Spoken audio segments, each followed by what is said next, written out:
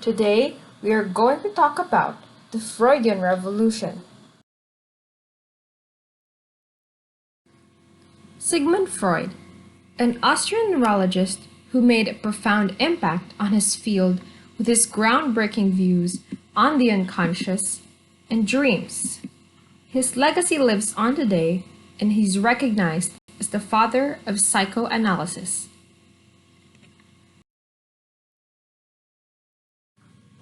In 1896, Freud coined the term psychoanalysis, and for the next 40 years of his life, he worked on thoroughly developing its objectives, main principles, and methodology. So, what is psychoanalysis?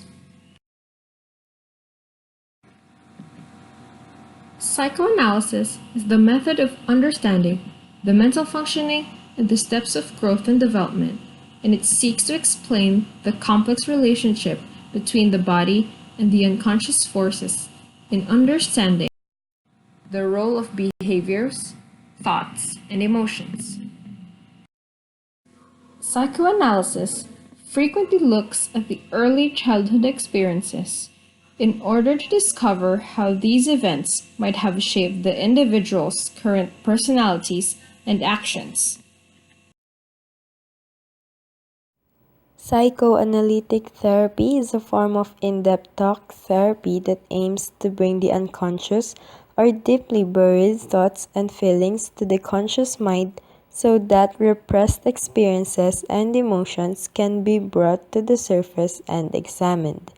These are short-term treatments that are better suited for short-term problems such as anxiety or depression. Freud believed that personality was composed of three fundamental elements.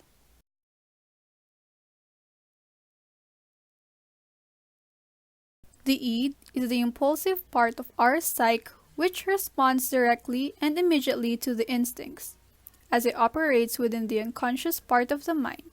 Usually, this form of process thinking has no comprehension of objective reality and is selfish and wishful in nature. The ego. This is the part of the personality that must deal with the demands of reality.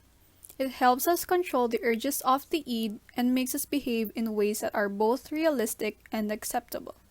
In addition, the ego responds to and strives to achieve pleasure and avoid unpleasure. Finally, the superego, whose demands are managed by the id, is responsible for the limitation of satisfactions and represents the influence of others, such as parents, teachers, and role models, as well as the impact of societal and cultural traditions.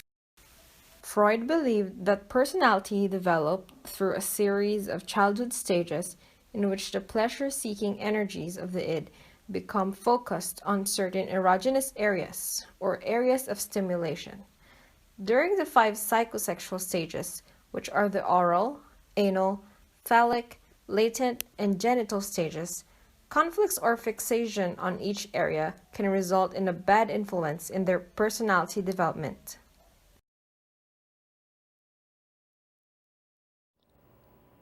Psychoanalysis adopts the methods of reading employed by Freud, and later theorists to interpret literary texts and art.